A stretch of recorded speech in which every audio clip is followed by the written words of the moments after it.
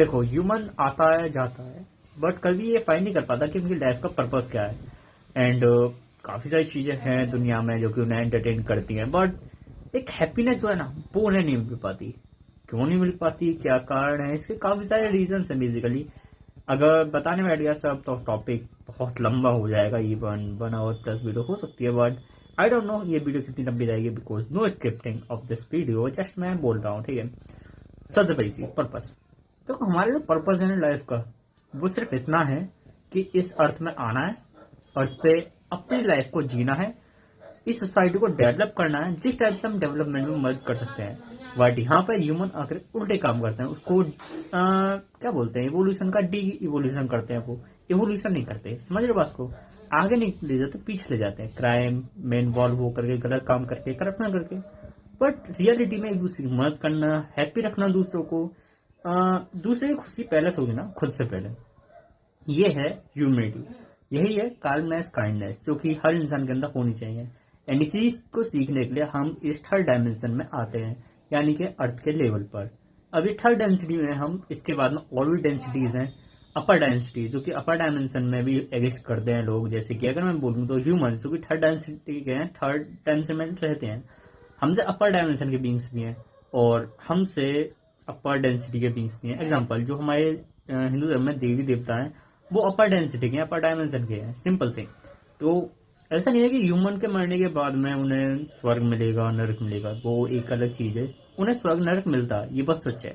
नरक मिलेगा अगर तुमने बुरे कर्म किए, उसके बाद में तुम्हें दोबारा 84 लाख यूनिवर्स में भटकना पड़ेगा, फिर ह्यूमन लाइफ। फिर तुम्हारे, अगर तुमने अच्छा काम किया है तो तुम्हें स्वर्ग मिलेगा। और स्वर्ग मिलने के बाद में ऐसा नहीं है तुम खाली बैठोगे, तुम्हें क्या लगा वहां पे सिर्फ अप्सराएं दिखते हैं लोग, पागल हो तुम। इन रियलिटी वहां पे तुम्हें देव बनाया जाएगा।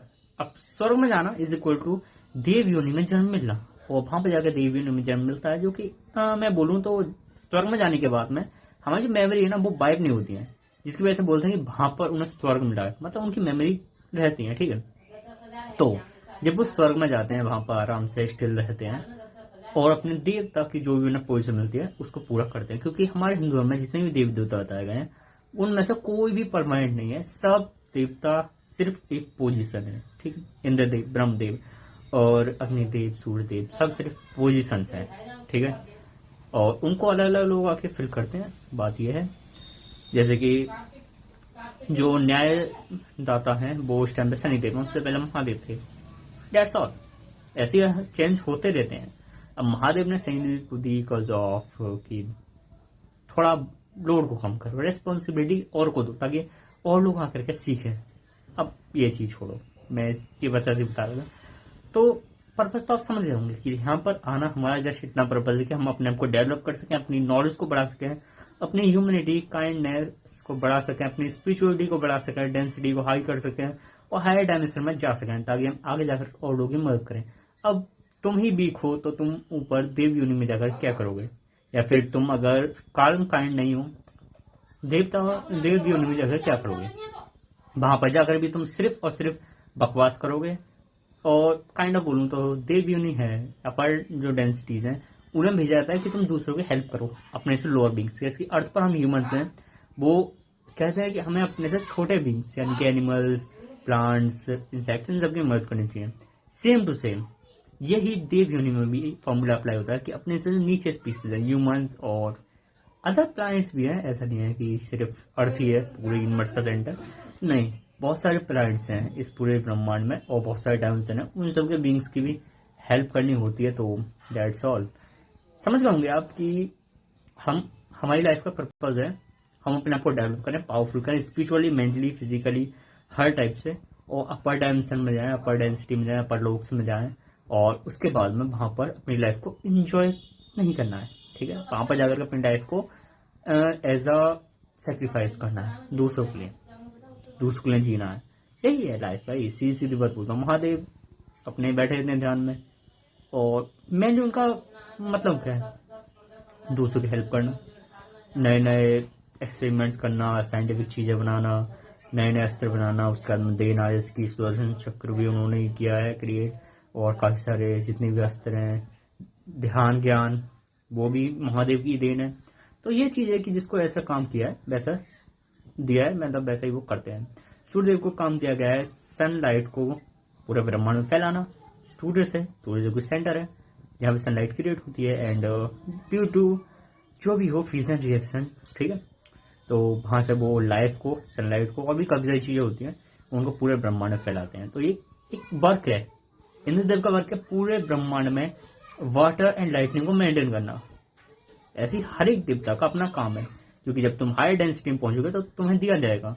पहले लोअर डेंसिटी के बनोगे तुम, मतलब इंद्रदेव के नीचे, फिर टाइम पड़ा तो इंद्रदेव बन जाओ, जो कि अच्छे कर्म करोगे तो थोड़ा और आगे बढ़ते हैं। हमारी लाइफ का पर्पज तो आप समझ गए होंगे कि हमें अपने आप को अपलिफ्ट करना है, मेनली हेल्पनेस, काइंडनेस, पावरफुल। सेकंड चीज कि हमें एंटरटेनमेंट कैसे हासिल कर सकते हैं। देखो, अगर तुम सोच रहे हो कि तुम मूवी, टेलीविजन, सॉन्ग्स, इन सब से एंटरटेन हो गए, रहने दो भाई, इन सब में कुछ भी नहीं है, सिर्फ बकवास।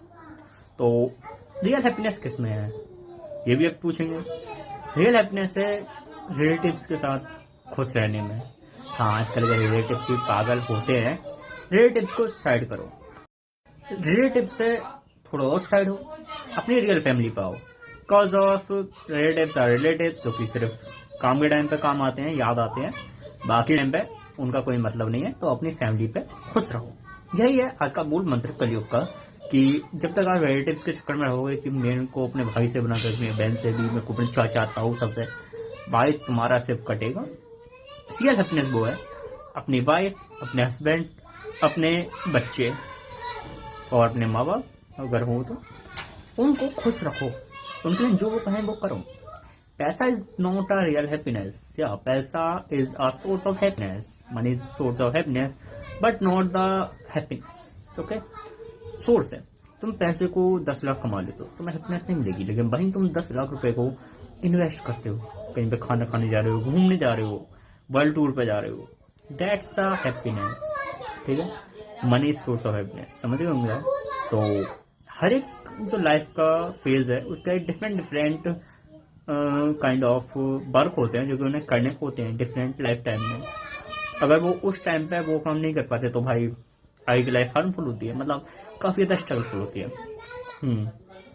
तो सबसे पहले हम डिस्कस करते हैं चाइल्ड को आराम से 12 साल की उम्र तक खेलना चाहिए, आराम से उसको खेलने दो, एंजॉय करने दो, नो स्टडी का प्रेशर। 12 और 14 इस एज से उसको दो नॉलेज, जितनी वो भर जगह, जितनी नॉलेज डिफरेंट फील्ड्स की, जितने डिफरेंट सब्जेक्ट्स की हो, मल्टीपल सब्जेक्ट, मल्टी टैलेंटेड, हर एक स्पोर्ट्स में बेहतर, हर चीज में, spirituality, mentally, physically, socially, technically, commercially, economically, हर तरीके से उसको बेस्ट बनाओ। 18-20 मतलब 12 से शुरू होकर 20 लगभग, इतना मान सकते हैं। और उसके बीच में सिर्फ स्टडी, कोई और काम किया या फिर इकोनॉमिक्स, पैसा कमाने पर ध्यान दिया, भाई आगे जाके बहुत बुरा करने वाला है। ये मैं रियलिटी बोल रहा हूँ। जो जिस एज में वर्क फिक्स है उसको उसी एज में करना चाहिए, ये है नेचर का लॉ। अगर कोई बच्चा बचपन में बहुत ज्यादा खेलता है तो सीधी बात, अच्छी बात है, लेकिन 14 से 20 एज तक भी खेल ही रहा है, उसको लाइफ का कुछ पता ही नहीं, नॉलेज ही नहीं थी, तो भाई आगे जाकर वो करेगा क्या? सीधी सी बात है, मजदूरी। I am not joking anyone, I am not disrespecting, but मैं जस्ट एक चीज बोल रहा हूँ कि अगर उसको नॉलेज नहीं है, उसको किसी चीज का काम नहीं आता, उसके पास पैसा भी नहीं, तो भाई क्या ऑप्शन है, आप जानते हैं इस चीज के बारे में बेहतर। थोड़ा और आगे बढ़ते हैं। उसके बाद में 20 के बाद में आराम से पैसे कमाओ, 25 तक, 25 की एज पे या फिर उससे पहले आसपास में 30 से पहले शादी कर लो। 30 के बाद में इज इक्वल टू बकवास, क्यों? क्योंकि 20 साल के जब आपके बच्चे होंगे, 30 की एज में शादी करते हैं, 50 साल के आपको जाओगे, 50 साल की उम्र थोड़ी ना कमाओगे, आराम से अपनी लाइफ को एंजॉय करो। 25 की एज में शादी, 45 तक बच्चे हो जाएंगे 20 के, उसके बाद वो कमाएंगे, 25 तक वो सक्सेसफुल हो जाएंगे, इक्वल टू 50, आराम से उसका एंजॉय करो। थोड़े आप अपने आप भी अंदर लगा सकते हैं, जो कि आजकल के लोग सोचते हैं भाई 35, 38, 45, अरे भाई कम एज में शादी करो, एंजॉय करो अपनी लाइफ को 1-2 साल, उसके बाद बच्चे, उसके बाद अपनी लाइफ को एंजॉय करो, इधर उधर घूमो।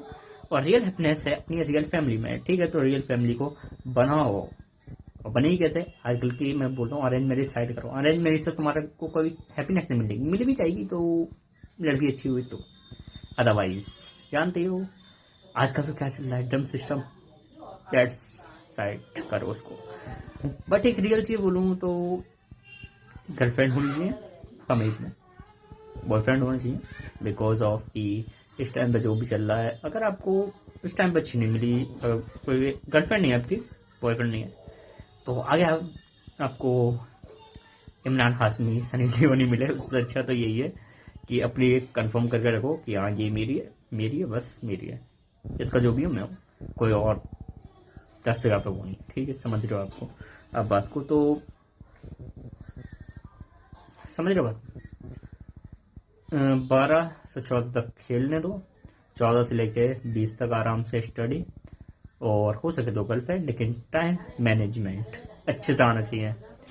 जितने सब्जेक्ट हो बेस्ट बनो, उसके बाद में जॉब ले लो, जॉब नहीं लो तो अपने इकोनॉमिक्स बिजनेस जो भी करना है करो। उसके बाद में आराम से अपनी लाइफ में शादी करो, 1-2 साल एंजॉय करो, फिर बच्चे लो, बच्चे मतलब करो।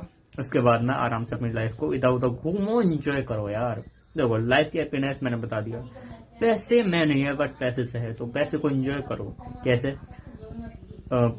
2-3 साल बाद इधर से उधर घूमने जाओ, हर महीने जा सको तो जाओ, अपने पास के शहर में, थोड़े दूर के शहर में, स्टेट पार्क और डिफरेंट रिलेटिव्स के घर पे जाओ जो कि दूर है, और आराम से यार अपनी लाइफ को एंजॉय करो। कभी हरिद्वार जाओ, कभी काशी, कभी बनारस, कभी तमिलनाडु, कभी केरल, मजे करो लाइफ के। घूमने में रियल हैप्पीनेस है, ये मैं बोल रहा हूँ। और तुम्हें पढ़ने में हैप्पीनेस मिलती है तो पढ़ो, लेकिन फैमिली के साथ में अगर तुम टाइम स्पेंड करना चाहते हो तो घूमो, मजा आएगा। यही तुम्हारी लाइफ की हैप्पीनेस है। बाकी मूवी देखना चाहते हो भाई, सोच समझ के देखना, क्योंकि आजकल की मूवी प्रोपेगेंडा मूवी ज्यादा होती है, कचरा करती है तुम्हारी माइंड में। हाँ, तो एनिमी ट्राई कर सकते हो, एनिमी काफी ज्यादा तुम्हें नॉलेज देगा, काफी ज्यादा अच्छा होगा, बट वो भी एक एज लिमिट तक ही सही रहता है, 25। उसके बाद में मैच्योरिटी आ जाती है, तुम्हें सारी चीजें पता होती हैं, उसके बाद में तुम ट्राई कर सकते हो as a fun, as a element, but सीखने के मकसद से थोड़ा लो हो जाता है, क्योंकि तुम्हें सब कुछ चीज पहले पता होती है। बट हाँ, वो तुम्हारे माइंड में एटलीस्ट कचरा नहीं पड़ेगा। बाकी you can follow me for more. Life का पर्पज इज इक्वल टू अपने आप को डेवलप करना, लाइफ में हैप्पीनेस इज इक्वल टू अपने दोस्तों के साथ में, फैमिली के साथ में इधर उधर घूमना, मजे करना, पैसे को उड़ाना, और उससे पहले पैसा कमाना भी। ठीक है, बट पैसा कमाने के लिए ये नहीं है तुम अपनी सेल्फ रेस्पेक्ट को भाड़ में जान दो। ठीक है, बाय, हैप्पीनेस, हैप्पी रहो, मेरे को भी हैप्पी कर दो सब्सक्राइब करके। बाकी बेस्ट ऑफ लक। चीज लोग हमेशा ही स्ट्रगल करते हैं अपने रिलेशनशिप को चलाने में। मैंने ये तो बात कह दी कि रिलेशनशिप बनाओ और अपनी फैमिली के साथ हैप्पी रहो, बट हैप्पी रहेंगे कैसे? एक टाइम बाद हर एक इंसान बोर हो जाता है पुरानी चीजों से। सो बेस्ट ये रहेगा बहुत मेल एंड फीमेल, क्योंकि आजकल फीमेल्स हैं वो थोड़ा ट्राई करती हैं, मतलब सोचती हैं कि हमेशा मेल ही मतलब एफर्ट्स करे, मेल ही हमेशा न्यू न्यू चीजें करे डेली। भाई मेल ही नहीं करेगा, तुम भी करो, तभी लाइफ में हैप्पीनेस आएगी, तभी जो रिश्ता है वो बैलेंस बन पाएगा। तो दोनों साइड से मैं यही बोलूंगा, लाइफ में न्यू न्यू चीज सीखो, डिफरेंट टाइप की लैंग्वेज सीखो, और लैंग्वेज में फिर मजा आएगा, तुम एक दूसरे को बताओगे, नई नई नॉलेज लो, नई नई नॉलेज एक्सपीरियंस करो, और उसको पार्टनर के साथ शेयर करो। देखो अगर तुम सोचते हो ना कि नई नई नॉलेज से क्या होगा, सिर्फ रोमांस होगा, भाई रोमांस एक टाइम बाद बोरिंग हो जाता है। तो कभी नॉलेज, कभी डिफरेंट लैंग्वेजेस, कभी फन, कभी रोमांस, कभी कुछ, ये चीज महीने के अंदर आपको थोड़ा अच्छा करेगी। एक और चीज, अगर आपको थोड़ी और इंटरेस्टिंग लाइफ बनानी है तो आप डेली कुछ नई नई चीजें करो, खाना बना दो, खाने में न्यू एक्सपेरिमेंट करो, कभी जल जाएगा, कभी कुछ होगा, वो चीज फनी होगी बताने में। न्यू स्टोरीज को क्रिएट करो, ठीक है, न्यू तरीके से चीजें करो, मजा आएगा। और बेटर है कि चीटिंग से बचो भाई, एक लाइफ की रियल हैप्पीनेस है। बाकी तुम इधर उधर भागते रहोगे, जिस्म बदलते रहोगे, खुशी नहीं मिलने की। खुशी मिलेगी एक के साथ में, जिसके साथ में तुम्हारा बॉन्ड बना हुआ है, जिसके साथ कनेक्शन है, जिसके साथ तुम्हारी मैरिज हो गई, जिसके साथ बच्चे हैं, ठीक है, या फिर होने वाले हैं, या फिर इन फ्यूचर होंगे। ठीक है, मैं एक नॉर्मल चीज बोल रहा हूँ, न्यू न्यू चीजें सीखो और अपने पार्टनर के साथ शेयर करो, बहुत मेल एंड फीमेल, और थोड़ा मजा भी आएगा इसमें, तुम्हारी लाइफ इंटरेस्टिंग बनेगी, प्यार बढ़ेगा। कि प्यार सिर्फ रोमांस नहीं होता, फ्लर्टिंग नहीं होता, प्यार और भी बहुत कुछ होता है, उसको मेंटेन करने के लिए और भी बहुत सी चीजें करनी पड़ती हैं। ओके, वो वाइफ को हैप्पी रख सकते हो तो उनके फ्रेंड न्यू चीजें सीख करके, उसे न्यू स्टोरी सुना करके, न्यू चीजें बता करके, शेयर करके, और सेम एज हस्बैंड न्यू चीजें, न्यू एक्सपीरियंस, न्यू चीजें शेयर करके उसको भी हैप्पी रख सकते हो। लड़ाई से बचो। एंड सेकंड चीज, बच्चों को तुम हैप्पी रख सकते हो उनके साथ बॉन्डिंग अच्छी करके, उनके साथ चीजें शेयर करके। देखो वो टाइम नहीं है ये जहाँ पर तुम बच्चों को पैकर दिखाओ, बच्चों को डराओ धमकाओ, बच्चों के साथ दोस्त बनो, उन्हें सब चीज ओपनली बताते हो, पता उन्हें भी सब चीजें, पता तुम्हें भी सब चीजें। लिमिट रखो, थोड़ा डर बना के रखो, जो कि बचपन में बनता है, बड़े पे तुम कुछ नहीं कर सकते, ठीक है। पीटना बेकार है, क्योंकि उसके बाद में तुम थोड़े बॉन्ड तुम्हारे बच्चों से बिगड़ जाएगा। रहो और प्यार के टाइम प्यार दिखाओ, दोनों चीज मेंटेन होनी चाहिए। बैलेंसिंग तुम्हें आनी चाहिए, बैलेंसिंग नहीं आती बाढ़ में जाओ, बैलेंसिंग करो और इतना कंफर्टेबल करो बच्चों को कि वो तुमसे हर चीज शेयर करें, और बच्चों को हर चीज सिखाओ ओपनली, और हर चीज के बारे में बोलो, उन्हें समझाओ। उसके बाद तुम्हारा बच्चों का बॉन्ड बढ़िया बनेगा। देखो कि बच्चों का इंटरेस्ट किस में है, उसी टॉपिक में बात करो। मल्टीटास्किंग, मल्टी टैलेंटेड बनो, तभी तुम लाइफ में हैप्पी रहोगे। तो आगे एक चीज की तुम्हें नॉलेज है, कॉर्पोरेट की, साइंस की, फिजिक्स की, बायोलॉजी की, उसके बाद भाई कोई इंसान आगे इसको फिजिक्स की नॉलेज है, तुम बायोलॉजी की है, भाई कैसे कॉपरेट कर पाओगे? मल्टी टैलेंटेड बनो, समझ में आया? Happiness is equal to multitasking, multitalented, और पैसे कमाने वाला, डिफरेंट टाइप का घूमो। यही है मजा भाई, यही है हैप्पीनेस, यही है लाइफ। एंजॉय करो।